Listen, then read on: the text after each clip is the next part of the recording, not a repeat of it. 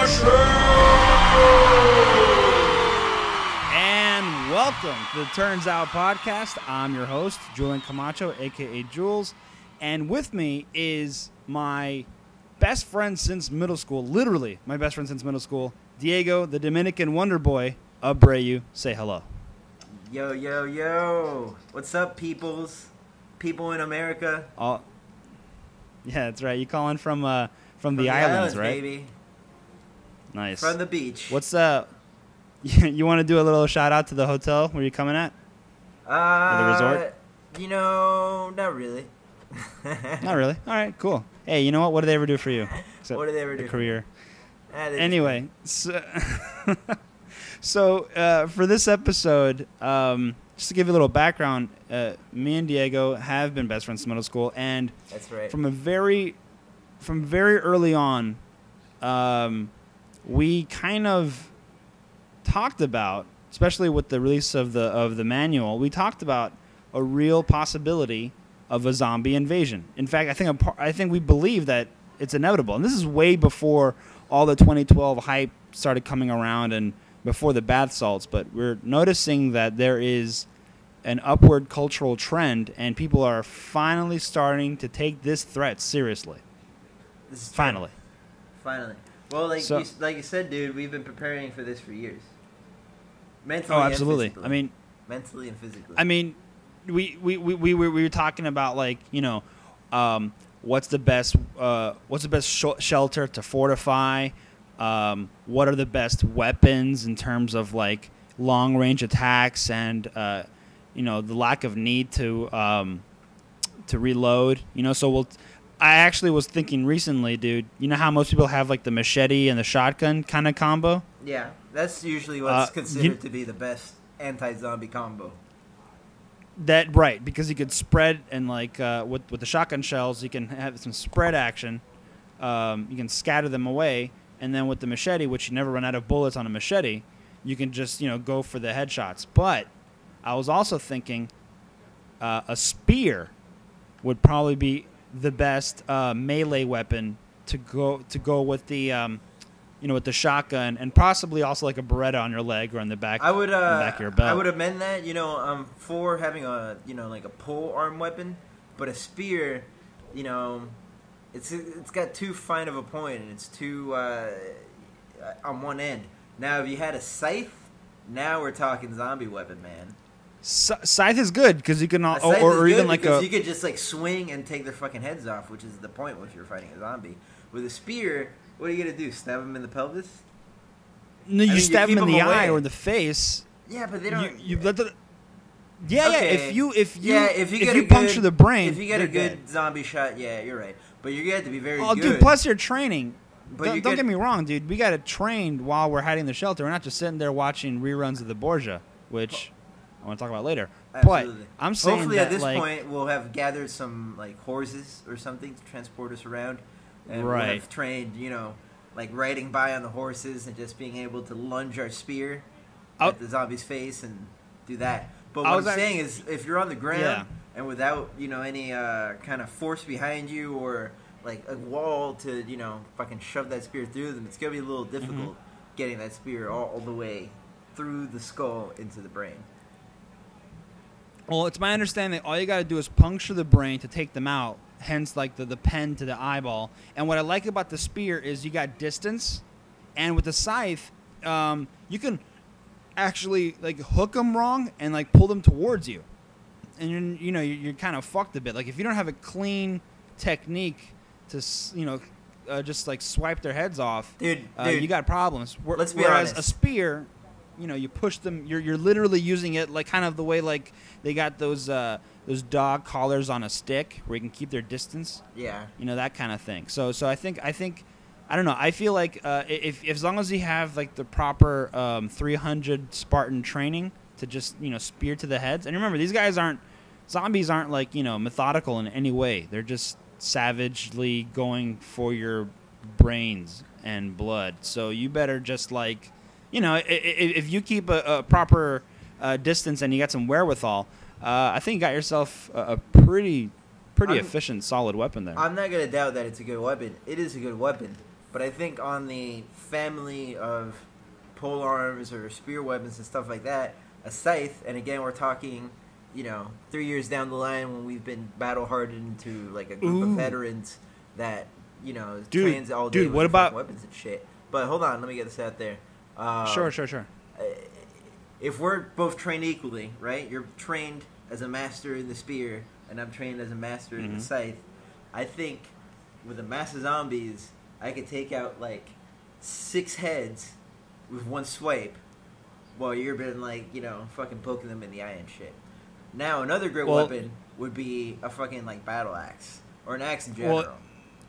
Yeah, an axe is definitely awesome. It can get a bit heavy after a while. So I mean, I'm also trying to think of longevity here. True. But you know what I just thought of, dude? What? A cotton gin. A what? Eli Whitney's cotton gin.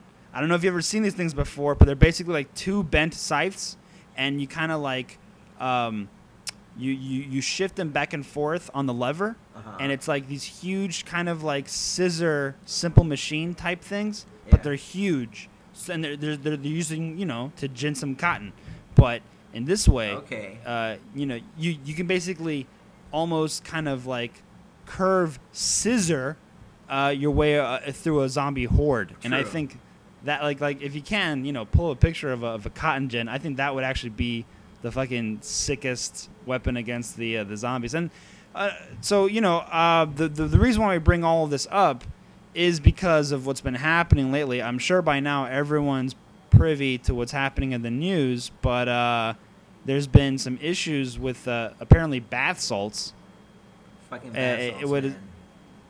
I know, dude. It's crazy. A few weeks ago, in case you've been living under a rock or a shelter because you're even more paranoid than us about the zombie invasion, here in lovely 305 Miami, there was an attack on a homeless man, and the assailant was naked, and so was a victim, and he was chewing on his face.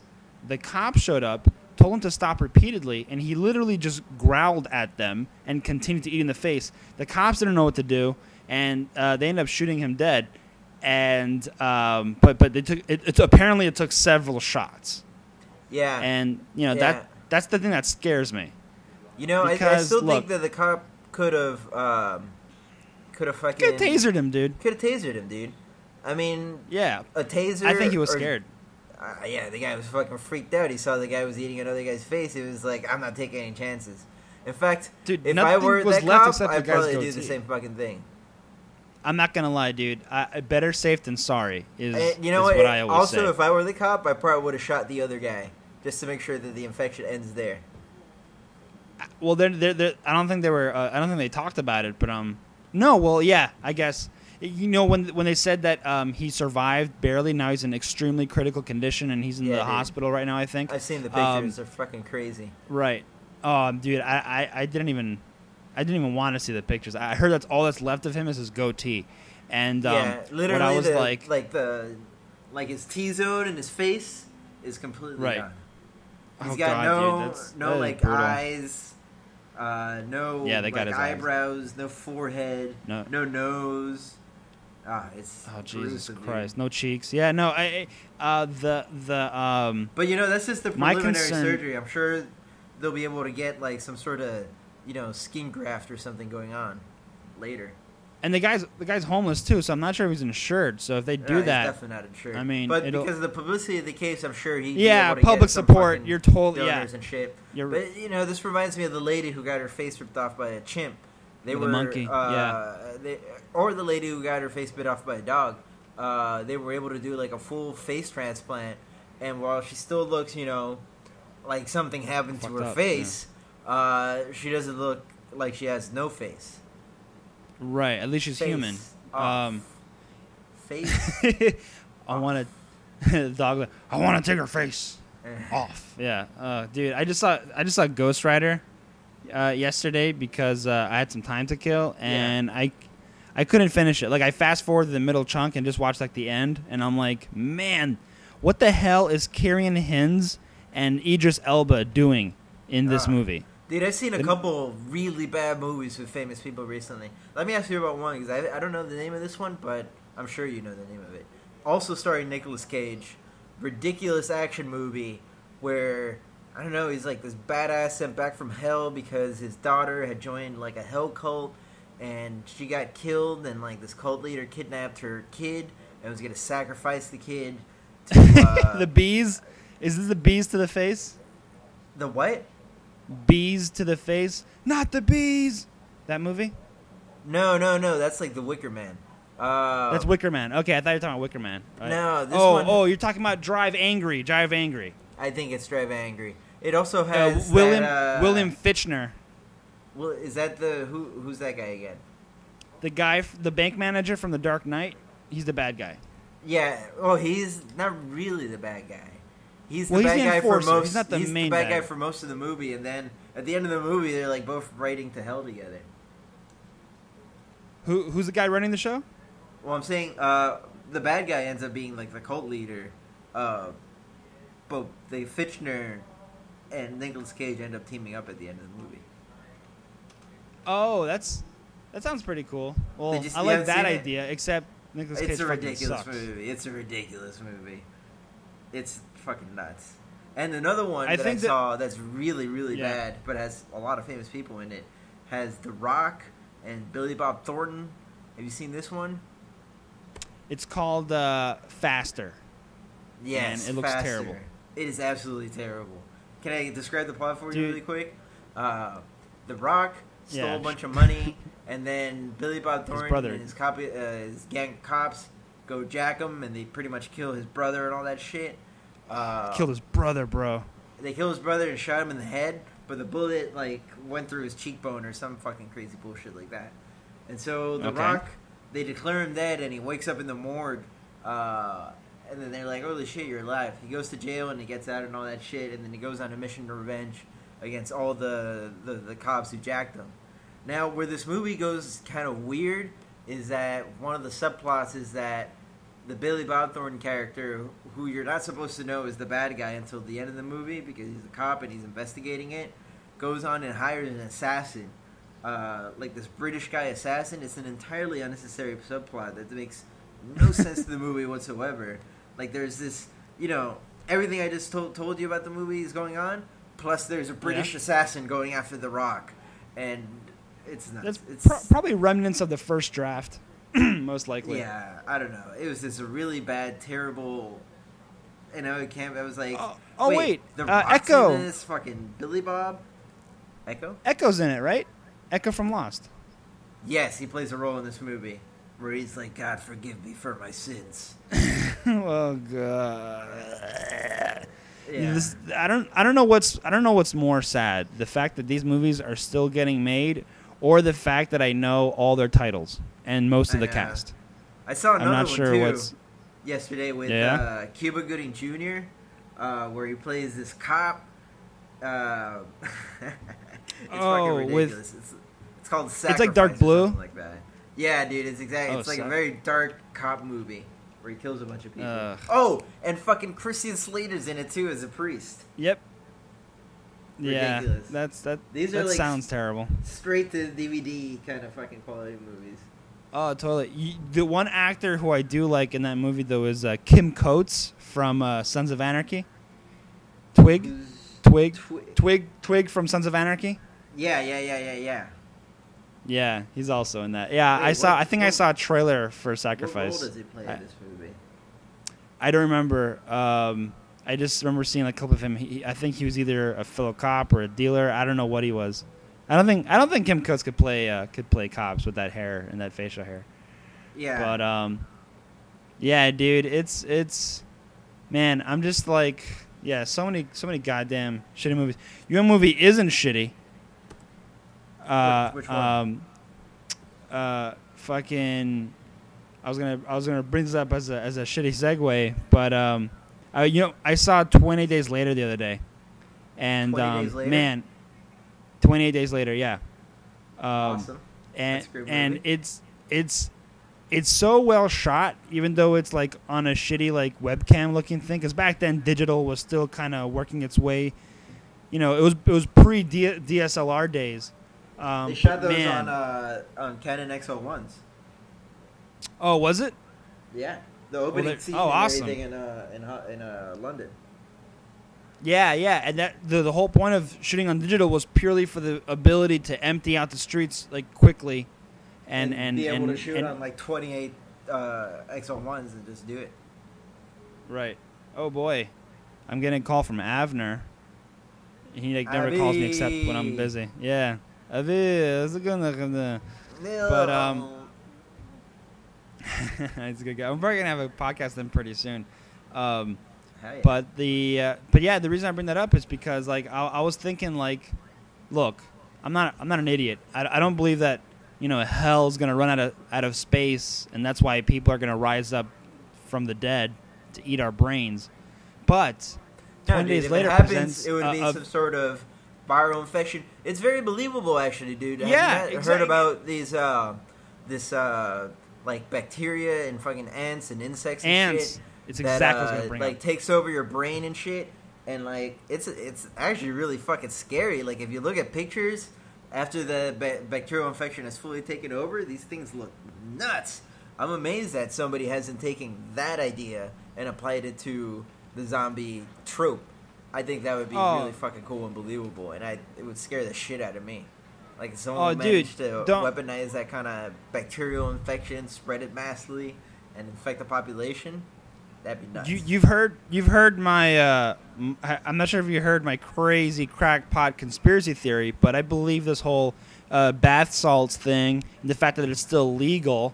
I think that what it is they're trying out biological weapons, and they never intended on trying on the American people, but things got kind of out of whack, and now that it is, I guess they're collecting data. But I believe that the next biological warfare is going to be in a zombie viral attack, where they're gonna, instead of fighting even with like unmanned drones, it's still something that isn't as efficient. Whereas if you just like pass by with an airplane, just drop a big fog of like zombie bacteria, the soldiers will end up just fighting each other, and like that seems like and it's a clean way to get rid of a population without damaging the infrastructure or compromising the air for too long. So it's like it's just so damn unethical, I don't see. We got to get them. I don't see any government being able to use this other than extremely top secretly, without having the repercussions of the world land upon them. I'm not saying that we're gonna see like a PSA where it's like the terrorists hate us, so now it's time for us to zombificate them. I could see us researching this kind of thing purely as a scientific effort, but I would hope that our government wouldn't be dumb enough to try and weaponize something like that, because that's just asking for it to get out of control. I mean, dude, we haven't learned anything. I mean, from classic sci-fi films, we still try to go into space after 2001. In fact, that propelled our need to go to Kennedy saw 2001. He's like, all right, dude, that's what we're doing now. And going to space and all that. And, like, with AI and the Terminators, like, Siri scares the hell out of me. Have you seen the Siri commercials? The what commercials? Siri. It's like the phone that talks back to you. Oh, Siri. Yeah. John Malkovich having, like, a verbal love affair with Siri is one of my favorite series of commercials. But, yeah, dude, like, that thing's going to... Or Zoe Deschanel not knowing what the hell rain is. Yeah, not knowing what the rain is, and oh, God, what is that falling stuff from the sky, Siri? The humans call it rain. No, it's... Yeah, good thing she's a good-looking girl, dude. Good thing. She seems retarded. Not just from that commercial, just in general, like, interviews and stuff. Like, I think people think she's smarter than she is because she's got a deep voice. You know what I mean? She's probably just, like I don't know. She doesn't have to be smart. It's probably just average, like most people. Yeah, I guess all relative. I don't know, but yeah, just like it's a very scary idea. I mean, have you consulted the zombie survival manual? Well, in these day and times, you kind of have to, Julian, especially when you see people, running around. Oh, You know what I saw the other day that I thought was pretty ridiculous about this whole zombie thing? What? It was a video about... And first of all, you gotta be a fucking idiot if you do this, especially right after these zombie attacks. There was a guy in Miami running around, videotaping himself, like going behind people, moaning like a zombie, and then chasing after them and shit. Oh God! And he videotaped like a bunch of people like doing this to a bunch of people. Then he went up to like these thuggish looking dudes at a basketball court, and he was like moaning like, and he would chase. Like, oh hell no! Kind of fucking scary. And one of these guys was like, "Yo," and he like pulled up his shirt and he had a fucking gun in there, and he fucking got the gun pointed at him. And the guy dropped his act instantly and started running away, and he had all these fucking thugs running after him. He deserves to get his ass beat, dude. I mean, come on. As a minimum. As a minimum. That a couple days after a zombie attack. And if you got shot, I would have hoped that the jury would have been like, hey, man. Hey, man. Darwin Award. Look, which one of you would not have done the exact same thing? No, I like, you saw Zombieland, right? Yeah. With Bill Murray? Yeah, of course. Spoiler alert, he dies because he dressed up as a zombie to walk amongst them so he can enjoy this day. Dude, first of all, I like to think that if there were undead zombies running around, that they would be able to smell living flesh. I mean, that just... because most of their eye sockets are gone anyway. We got a lot of skull faces, so I'm guessing their perception is like, based on smell and sound. But yeah, dude, like, I wouldn't, if I was a jury member, I would not convict the man that shot a guy dressed up as a zombie, harassing them days after the bath salt incident. And I'd be like, first of all, that dead guy is a fucking idiot. And second of all, if that guy survives too, I would press charges on that guy. Yeah, for being an idiot. I don't know. I would say for criminal zombie fraud. Zombie fraud. Because it's a very serious thing, and it's like, we've become this sort of kind of like art, imitating life, imitating art, imitating life, and imitating art again. We've just become super meta with the things we're choosing to believe, and things like a lot of end of the world movies are coming out this year, obviously because of the 2012 thing, and Walking Dead is at an all-time popularity. We have movies like Zombieland, 28 Weeks Later. What I'm saying is that with all this happening, it seems like, I mean, for example, the zombie walk thing back in college. Did you ever see like a zombie walk crowd? Yeah. Or have you heard of a zombie walk? Yeah, I've heard of it. Dude, I'd never heard about it until I saw it. And let me tell you, dude, I was about to shit my pants when I saw that, because it was at night. I was biking to my girl's place, and I just saw this like crowd from a distance, and I'm like, what the fuck is going on? As soon as I saw they're moaning and stuff, and I saw that their clothes were shredded, and they stepped under the light, and I saw like their makeup, and I'm like, fuck, shit. I knew it. I knew this day would come, and I was like, I don't know, I was about to bail, and then like one of them like stopped and like drank some water out of a water bottle. I'm like, okay, never mind. Okay. Well, nowadays there's like a service you can pay for, where they take you to like this empty mall, and they have a bunch of people dressed up as fucking zombies, and they give you like a couple paintball guns, and I'm like, all right, survive in this mall. Oh man, a mall. So let's talk about fortification. How would you fortify a shelter, a zombie shelter, an anti-zombie shelter? It depends on a lot of stuff. Where you're at is a variable, obviously. If you have the resources to get to an offshore platform, a well-stocked offshore platform, that would obviously be the best choice, because even if the zombies can swim or walk along the bottom of the ocean, walk on the surface underwater. Yeah, I very much doubt they'd be able to get to the raised platform of an offshore, drilling zone or something. So that would be the best. But then, in an urban setting, it gets a lot tougher, because every building has multiple floors, and multiple floors might have zombies. Multiple exits. You'd have to clear out an area, or you have to clear out an area, then set up vertical defenses, So the zombies can't go up or climb up or get above you and that kind of stuff. Well, then you have to. I used to figure out a way how to in our old apartment building in Royal Pavilion. I used to consider like 850. How would we if we had like 10 good people here, how could we fortify this and like how can we zombie proof this area? And I have the exact same setup as the Royal Pavilion. I'm on the 3rd floor of an apartment building. I have walkways on the I have a court. Well, I don't have a courtyard, but I do have. It's more like 2-sided instead of like circular. But either way, I have one solid exit and I have a balcony. And what I was thinking in that situation is that you definitely have to take out like anything like the stairs that are set up and stuff like that, and you can block them with a bunch of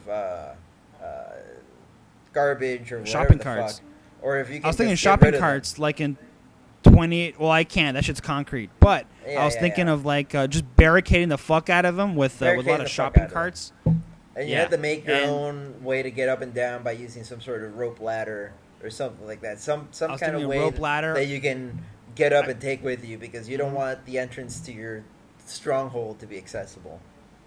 Right. You don't want to compromise your own fortification. And what else? I thought one thing that you have to think about, and I've actually already started this, is food supply and how that shit can. They talk about how a lot of time when a castle or a fort is under siege, it's not the enemy that ends up being your downfall; it's the starving people within.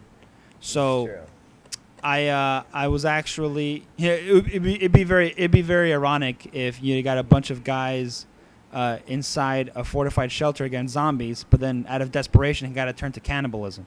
Right. So it's that. Well, obviously, that kind let's of thing. say if you and me and our crew of friends were stuck in, let's use Royal Pavilion as an example, where we used to live in Tallahassee, or my apartment. My apartment is basically Royal Pavilion, dude. It's just in Miami. Fine, we'll use your apartment. Okay. I'm just saying we should use my apartment, all right? I got all the stuff. I got a huge TV. I got a really sweet ass kitchen, way better. All right. But the first thing we would do is we would have to go apartment by apartment, clear them out of any potential zombie threat, and also gather any food supplies stuff left over.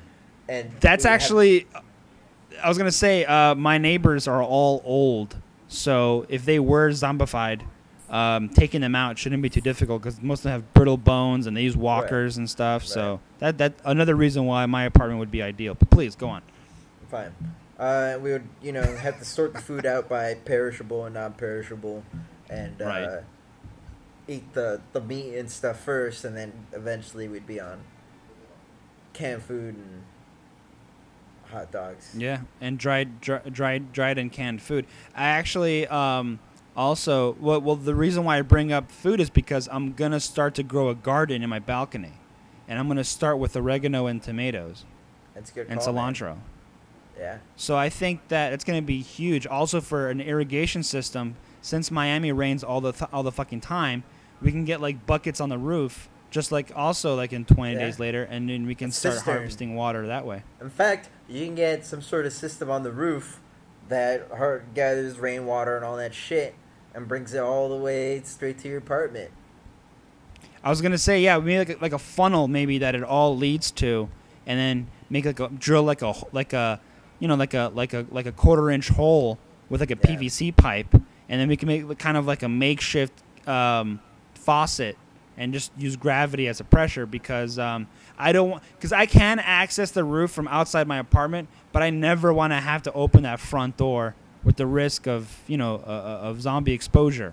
So True. We got to make either like a.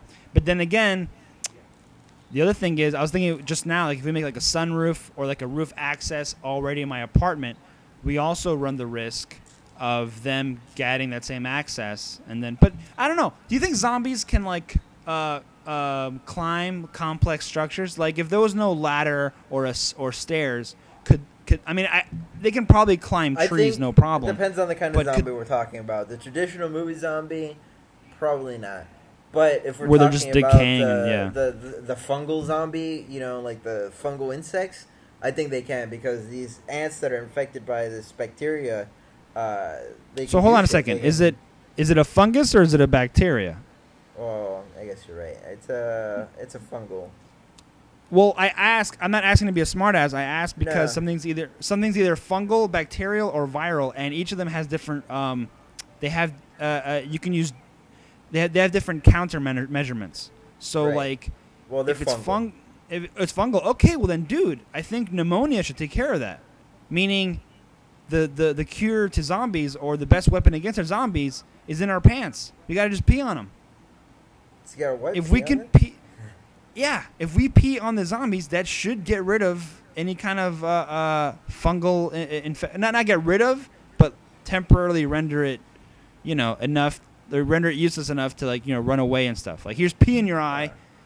So there's got to be a montage now where we pee into super soakers. Or what if the fungal infection is limited to inside of the brain? Oh, well, then there's got to be that scene where, one of them is holding their mouths open. Look, I'm reading about it right here. It says the fungus species can infect an ant, take over its brain, and then kill the insect once it moves to a location ideal for it to grow and spread their spores. And that's what I would think the fungal zombie we should be called. It'd be called something like spore. Oh, my God. Oh, that's the other thing I'm concerned about. I'm sorry, did you say spores? Yeah. So holy crap. There you go, man. So they go to a place where they can spread, and then they try and spread themselves. It's airborne, dude. Airborne. That's the scariest form of birth. Yeah. Airborne. Oh shit. Wow. Okay, so now we got to invest in gas masks. Oh hell yeah, dude. Which should be that should be basic actually. I'm actually looking at a survival kit right now. Well, you definitely need an extensive first aid kit. Yeah. Oh, that's. In fact, everybody in the group needs to have their own, emergency kit. That's a prerequisite to being in our zombie club.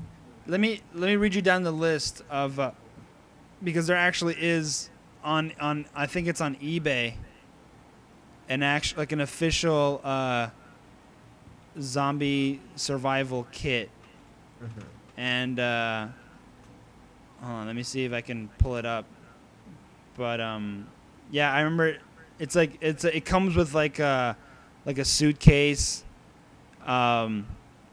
It was actually pretty well packaged together. Yeah, there's the first aid kit, and it comes with a bunch of dried meat and vegetable bags, the kind I guess what's the food called in rations in the military. Yeah, rations. And so you have all the rations. You also have it comes with a small machete. It comes with that shovel / axe weapon thing. I wouldn't get one of those pre-made zombie kits though, because you can't assure yourself the quality of the items. I would build my own from what I know that I would need and buy a good brand of, let's say, shovel, a good brand of axe, good brand. That makes sense. This one in particular, though, it has different brand products. It has the best of each thing. Like it says here. Hold on, let me see if I can actually try to find that actual zombie kit, because they have I think I found it on Facebook, but no, yeah, it's basically got all the things you'd want from in terms of survival to live off of, but it's also got all kinds of weapons, medical kit, and it even has adrenaline shots that come with it, in case there's some kind of last minute reprieve. So yeah, no, it's pretty thorough, and yeah, man, I don't know. Would you carry a cyanide pill? Would you want to just I would definitely make sure that I had one bullet that I carried around in a necklace or something.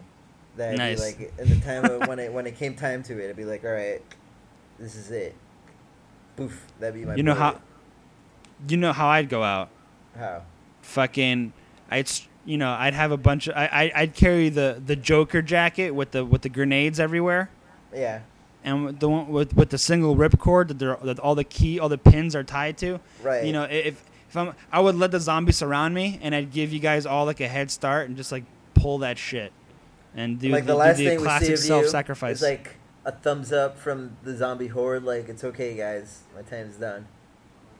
Get away. Just go, and then No, it's Julian, like, be like, suck on fire, zombie face eating motherfucker. Then it just, I gotta have one badass line to go out. Hell yeah. Some motherfuckers ain't never gonna want to learn, and then just pull the ripcord, and then you guys want to go to a barbecue? Poof. yeah. It's like, don't forget your moist towelettes, and then clean up on aisle 5, something like that. Well, I found, I don't know, I got a applesauce. Yeah, it's hunting season. Okay, so I found this awesome weapon. I think you would probably like this. It's like the double hatchets, but nice, the top of the hatchet, the back of the hatchet is like a hammer, and on top of the hammer axe thing, it's a crowbar lever. So awesome. Dude, I'm not gonna lie, man. This shit's fucking like $12. What? I'm gonna buy this. I don't know. It's hard to trust. Test review. Yeah, right. You could probably get free shipping on it. If you get free shipping on it, you should do it. All you listeners out there know that Turns Out Productions will not endorse any product that we don't personally test ourselves. That's true. So I want everyone out there to know that.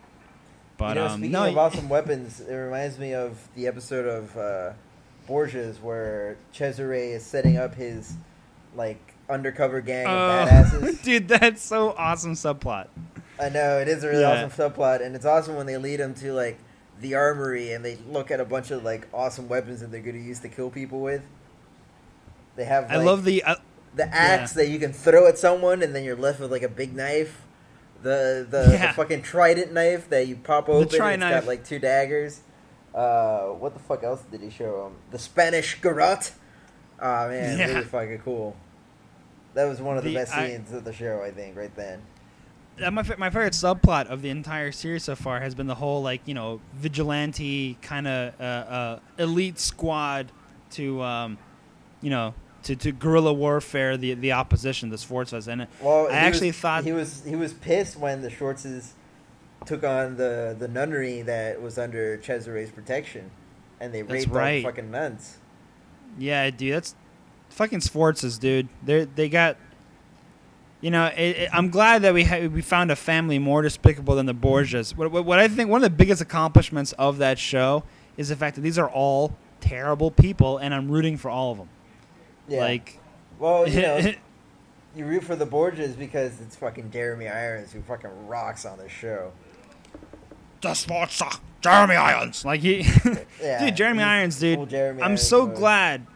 Dude, I'm so glad he's in fucking quality TV right now instead of shitty-ass, straight DVD bullshit movies. Oh, yeah. Fucking D&D, dude. Oh, my God. My God. Terrible. Thank God. Jeremy Irons was able always to buy, a house off of that or something, or, I don't know. Well, doesn't Jeremy Irons own a castle? Oh, yeah. Is that him? Yes, he does. Yeah. So it takes some manner. What is his name? Attenborough. Or no, not Attenborough. Branagh. Kenneth Branagh, I think, owns the castle too. The guy from what? Kenneth Branagh. Oh, Kevin Branagh? Kenneth. Isn't he Kenneth? Or is Kenneth Branagh. Kenneth. No, you're right. Kenneth Branagh, the director of Thor and all those Shakespeare movies that were shot in the past 20 years. Oh, he directed the first Thor. Yeah, dude, that's why it was so good. That. Yeah, he was really intrigued with the whole father-son dynamic, which just screams of Shakespearean level of family drama. So I didn't know that. Dude, that's why so many Dutch angles too. Hey man, days not wasted when you learn something new. I actually really going back to Jeremy Irons, dude. I actually always wanted him to play Magneto, even though I love Ian McKellen. Don't get me wrong. He would have been a great Magneto. He would have been a great Magneto. First of all, his last name is Irons. It's a little too born for the role much.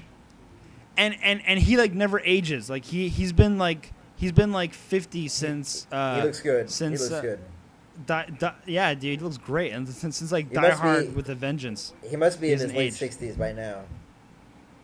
He has to be. I mean, he would have been too young to play a Holocaust survivor like an adolescent Holocaust survivor, but I think they could have aged him a bit more to match the appropriate age, and he just physically, I think he's just more imposing than Ian McKellen. I think one of the biggest criticisms of the early X-Men movies was that Magneto, that he just seems frail. But then again, they changed the character in a way where he doesn't need to be, a man of stature, physical stature, because he has basically metallic telekinesis. So there's no real need. But I think Jeremy. I'm just thinking of like Jeremy Irons and like Patrick Stewart scenes, and they would have been fucking awesome. I also actually thought of an alternate casting of Professor X would have been John Malkovich. Yeah. And I think John Malkovich would have been awesome. First of all, definitely would have been a different role. I think Patrick Stewart was a perfect casting for Professor. No, yeah. He's got that military leader gravitas, right. And he just seems very fatherly. So that makes sense. Definitely would have been a lot different. Jeremy Irons, by the way, is 64, and he looks great for fucking 64. No, totally. What about Ben Kingsley as Professor X? I think that would have worked too. That would have worked very well as well. Yeah, Ben Kingsley. I haven't seen Ben Kingsley in a movie since like Prince of Persia, man. What the fuck's up with that? Well, that just news then. Iron Man 3. It is rumored that he's in it. He's gonna play a villain, but it's rumored that he's gonna play the villain of Iron Man universe, the Mandarin. Oh shit. Oh yeah. So we'll see, man. We'll see how that. I mean, Marvel Studios is denying the inclusion of the Mandarin, but I feel like it's every single movie studio / director's prerogative to just like lie straight up. Like Christopher Nolan lied about the Batpod shooting out of the tumbler in The Dark Knight, and the reason why I was so surprised that it ended up happening was because we were told specifically that it wasn't going to happen like that. And so like some people were surprised because they didn't see it coming. As soon as I saw the Batpod, I'm like, awesome! It's clearly built out of parts of the tumbler, so it's probably gonna shoot out. And I was right. But then I was told we were lied to, but I think it was for a good cause. I don't mind filmmakers lying to us to protect the twist. But no, absolutely not. But I mean, it's their prerogative because they're making the movie, and if they think that makes it better, then that's fine.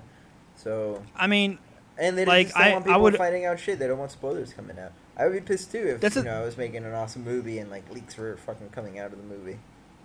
That's exactly. We're living in a new world now where not only zombies are roaming free, but worst of all, we have paparazzos taking spy pics and ruining our movies. So a good countermeasure. Assholes. Absolutely. I wish the zombies were to eat the paparazzos. That would be fantastic. Yeah. That would be two bird, one stone. Because then. Zero guilt, and just killing the paparazzi. And a thought just came to me. What if we had a ground level house as a zombie fort, and we just surrounded the whole house with treadmills? Okay. Now hear me out. I'm right. Hearing so you. we're there. The zombies are coming up, and they step on the treadmills to get in, but they're always they just walk away until they decay because they keep walking forward. You need a lot of treadmills, though. Oh, dude. You could probably fit, like, 3 zombies per treadmill. I was going to think, actually, we can use those super fucking, like, we can use stretches of those, in airports, they have, like, those horizontal escalators. Use that shit. That's going to be a lot of work setting that up, though. Well, it'll be like the astronaut farmer, where everyone's going to call him crazy and, dude, what are you doing? Fucking, you gotta get back to work. You can't be wasting your time on this. And people are gonna be like, "You idiots! You can't install a fucking." Why are you building a moat of treadmills around your house? A moat of treadmills around your goddamn. You guys are insane. And then fucking Z-Day comes in, and then everyone's gonna be fucking trying to get a ticket. Insane like a fox. Yeah, exactly. Crazy like a fucking fox, dude. It's, I don't know, man. Better safe than sorry. And it's like. You know how every single Bible, Greek mythology, Viking, Norse mythology, Aztec mythology. They all have like certain common tropes, like the flood story. Every single religion / mythology has a flood story, and I think like a good chunk of them have a sort of apocalypse story, and most of them involve the dead rising. So I'm not religious at all, but it's when there's smoke, there's fire, and when there's multiple smokes, chances are that fire is the same color. And I'm just a little, like I said, better safe than sorry. When there's smoke, there's fire, and when there's multiple smokes, there's multiple fires. But they're the same color. Same color. Green, cursed wildfire. Speaking of which, zombies is also like spreading a lot in the pop culture. I believe I have only seen the premiere of True Blood, but it looks like that's where they're going. What, with zombies? Or some sort of like corrupt vampirism. So it's gonna be like I saw the brainless too. I really killer. am kind of confused as to where they're going yet. I mean, they caught Bill and Eric with the authority, and now they're gonna have to face justice. But I think the bad guy of the season is gonna be Russell Edgington again, which is pretty cool because he's probably the best bad guy. I liked him a lot. More. Oh, speaking of the premiere, more incest, huh? How about that? Yeah, but zombie incest though. I mean, vampire incest. They were not really brother and sister. They're just made by the same vampire. Is that okay? I heard him say that, but then like, you think that's the case? That's definitely the case. Okay, so they're maker siblings. Because we've seen Eric's past already. That's true, and wasn't his whole family murdered by the werewolves or whatever? Exactly. Okay. They're brother and sister in the sense that they were made. I guess still kind of disturbing, but definitely not blood related. Well, I mean, I guess they are blood related, if you know what I mean. Oh, nice one, bro. Now, I mean, like, yeah, dude, zombies and incest. That seems to be a lot. I mean, Dexter. We had like the sister having like some weird dreams about Dexter and weird feelings about Dexter. Well, in real life, they fucking banged for a long time. That's what's really meta about the whole thing. That there's a scene. Broke up, so that's got to be weird. No, that's exactly it. This last season, I think it was the season between the breakup, or the season after the breakup, or whatever. Uh-huh. And he actually got with Julia Stiles, the co-star of the season previous to the last one. But in this season, there's a scene when Dexter. There's an episode. His sister's so much hotter than Julia Stiles. Oh, I agree. They both are way too like skinny for my taste. They're like flat. Like they're like built like bricks. And, that's I like for me. I think she's really cute. No, she's got I think she's beautiful face. I just think that her body's a little too boyish for me. I like my curvy women. That's just curvy. Me, bro. Hey, man, you do you, bro. But do you? Hey, sometimes what you got to do. What I was gonna say, but yeah, no, there's a great scene in Dexter when he had the previous episode he had left out of town without telling anybody, and then he comes back and the sisters kind of like has a little scene with him saying it's like, why did you do that? You betrayed you betrayed my trust, and I trusted you, and I look like an idiot, and I can't do anything because you're my brother, and if I fire you, I might lose my job too. So it's like they're talking as if they're the actors talking. Yeah. Like, what am I gonna do? Not work with you anymore? Very meta levels. No, it was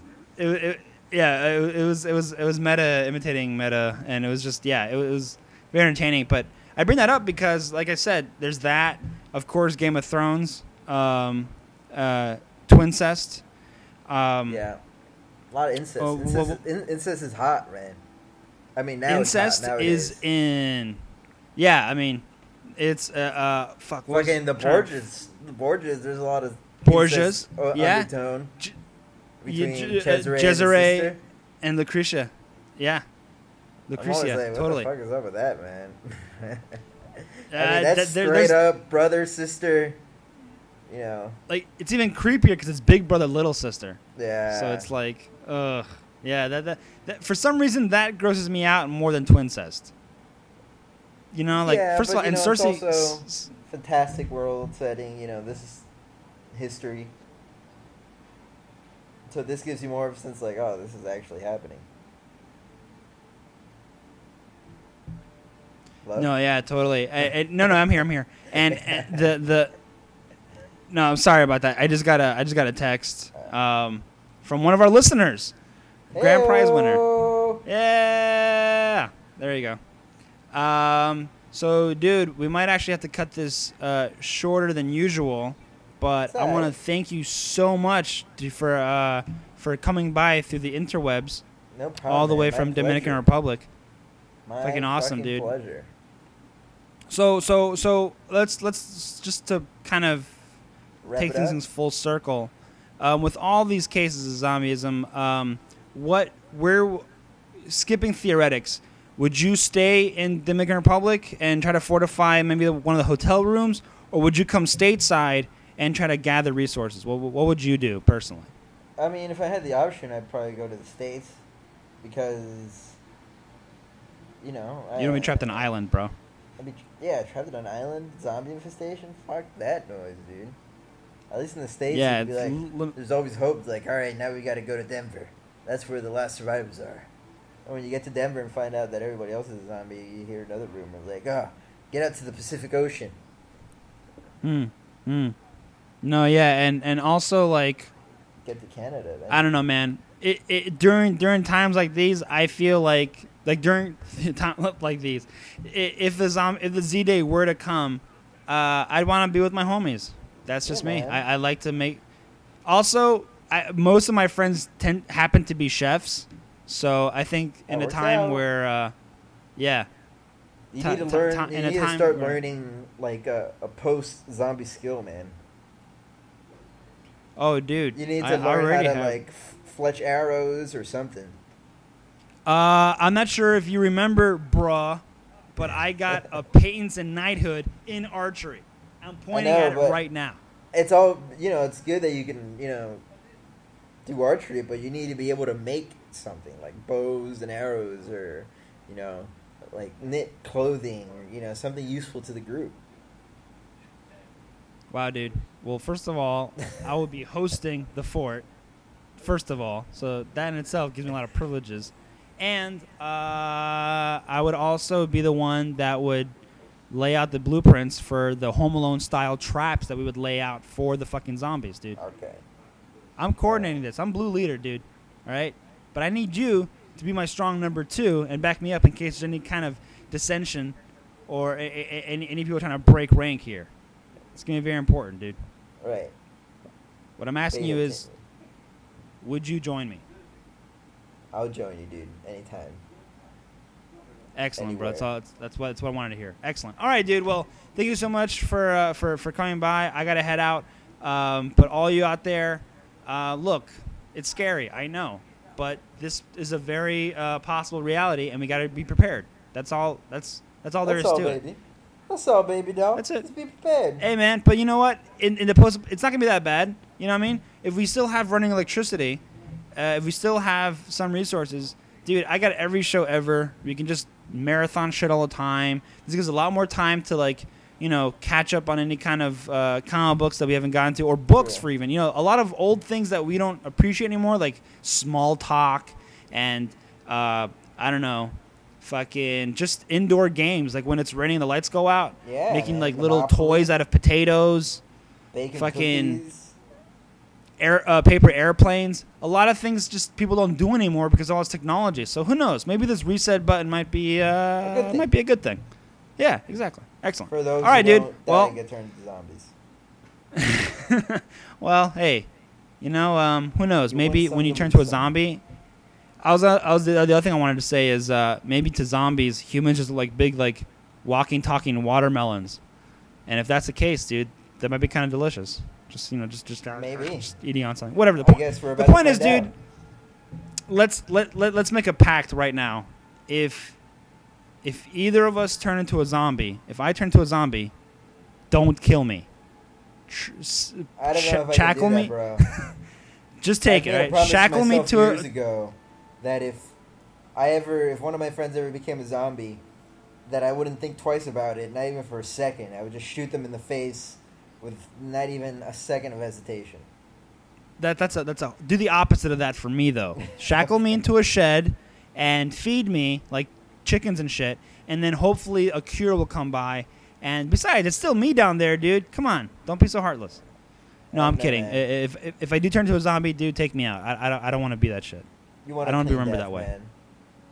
Like I said, I don't think you'll have the chance because I'm gonna do the fucking the kamikaze grenade jacket. Run. That's true. Well, if you become a zombie, this is what we'll do.